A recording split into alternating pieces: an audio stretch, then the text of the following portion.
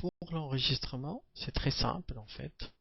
On va sur File, on fait Save As, puis choisir le Photoshop PSD. Il ne faut pas se tromper, choisir par exemple PDF, Photoshop PDF. PSD, c'est le fichier source de Photoshop, donc celui-là. Donc en français, on va trouver fichier, enregistrer sous. Donc Save As, enregistrer, voilà. Là je l'ai, je vais l'écraser, voilà. Donc ici, je vais essayer de faire une petite réflexion ici, sur le plancher de ce mur-là. Je peux le faire aussi. Comment je peux faire?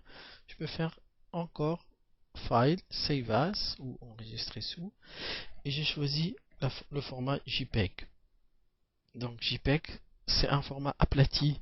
C'est pas comme le PSD, il y a des calques, des layers.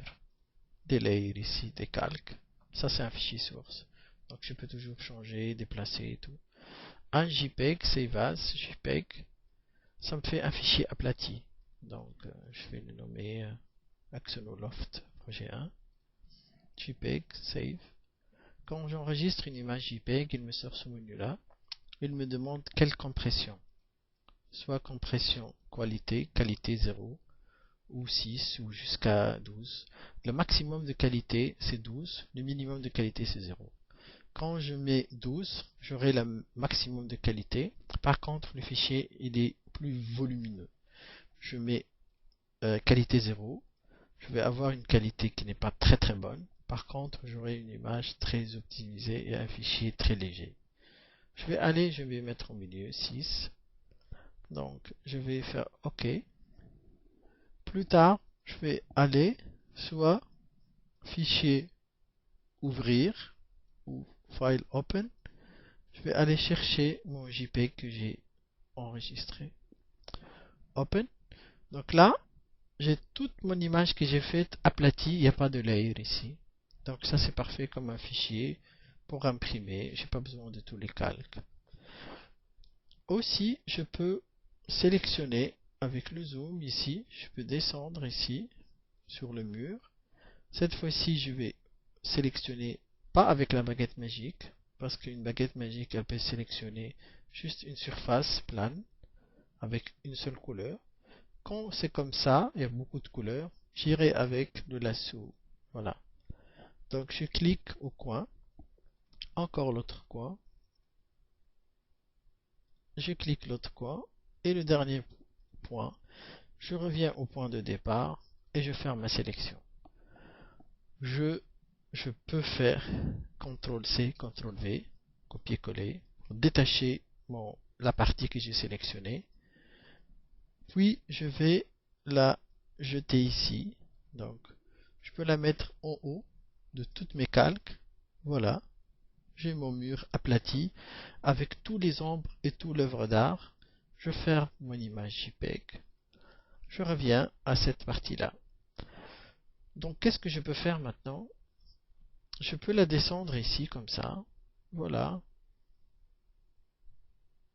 C'est comme si je vais faire une réflexion. Et je réduis l'opacité. Voilà. Donc on voit qu'il y a comme une espèce de réflexion en bas. Voilà. Je fais un zoom ici. Je peux la encore placer bien. Je reviens à mon outil de sélection, le lasso. Je sélectionne cette partie en excès que je vais la supprimer. Je reviens au point de départ. Je m'assure que je suis dans le rajout de sélection. Et j'irai pour sélectionner ce petit meuble là, en fait pour le supprimer plus tard. Voilà, je reviens au milieu. Et enfin, cette partie là, je reviens au début. Donc j'aurai sélectionné comme ça, et j'appuie sur supprimer. Je vais aller sur sélection, déselect, tout le temps comme ça.